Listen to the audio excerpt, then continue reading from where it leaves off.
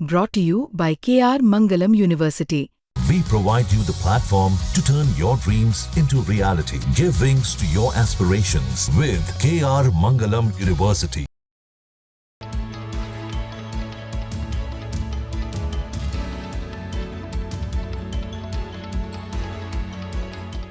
ये है अदीबा अनम। पिछले साल देश की सबसे कठिन यूपीएससी परीक्षा दी। 2025 में रिजल्ट आया तो अदीबा 142वीं रैंक अपने नाम कर चुकी थी। बन गई महाराष्ट्र की पहली मुस्लिम महिला आईएएस। इंटरनेट पर अदीबा की कहानी इसलिए शुमार हुई क्योंकि महाराष्ट्र के यवतमाल से एक सामान्य से परिवार से आने वाले अदीबा के पिता एक रिक्शा चालक हैं। आर्थिक स्थिति आप समझिए मजबूत नहीं थी। उन परिस्थितियों से लड़ते हुए अदीबा ने इतने कठिन एग्जाम में झंडा गाड़ दिया। इमरान प्रतापगढ़ी कांग्रेस के सांसद वीकेंड पर महाराष्ट्र में मौजूद थे। सोचा कि महाराष्ट्र की पहली मुस्लिम महिला आईएएस से मुलाकात कराऊं। फिर क्या था, वो पहुंच गए यवतमाल। मुलाकात के बाद अदीबा अनम के साथ तस्वीरें पोस्ट की। बताया कि आज अदीबा से मिलने जब यवतमाल के उनके घर पहुंचा तो पूरा मोहल्ला अदीबा की कामयाबी की चमक से रोशन था। इमरान ने कहा कि अदीबा की कामयाबी किसी ख्वाब की तरह है। सरकारी उर्दू मीडियम से पढ़ाई और फिर आम से परिवार की उम्मीदों का भारी भरकम बोझ। अदीबा के वालिद शायर हैं, उनके हौसले को भी सलाम कि जहां तालीम को लेकर पूरा समाज जागरूकता की बाट जो रहा है, वहीं बेटी को यूपीएससी की तैयारी करवाना और तीसरी कोशिश तक कामयाब ना होने पर भी सब्र रखना एक बड़ी हिम्मत वाले इंसान का काम है। आखिर में अदीबा का चौथी कोशिश में उन्हें कामयाबी मिली और आज पूरा यवतमाल ही नहीं बल्कि महाराष्ट्र अदीबा अनम पर फख्र कर रहा है।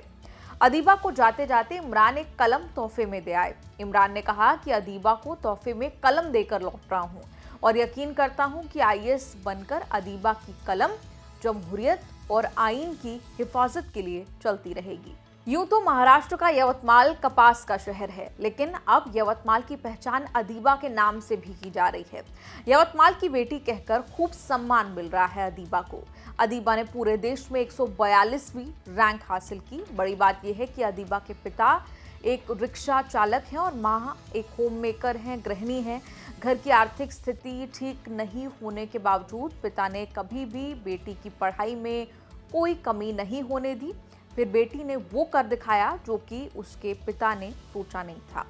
इस उपलब्धि के साथ एक और बड़ी बात ये हुई कि अदीबा महाराष्ट्र की पहली मुस्लिम महिला आईएएस बन गई। इससे पहले अदीबा 3 बार यूपीएससी अटेम्प्ट दे चुकी थी। ये उनका चौथा अटेम्प्ट था। अदीबा की शुरुआती पढ़ाई यवतमाल की जिला परिषद की उर्दू स्कूल से पढ़ाई हुई।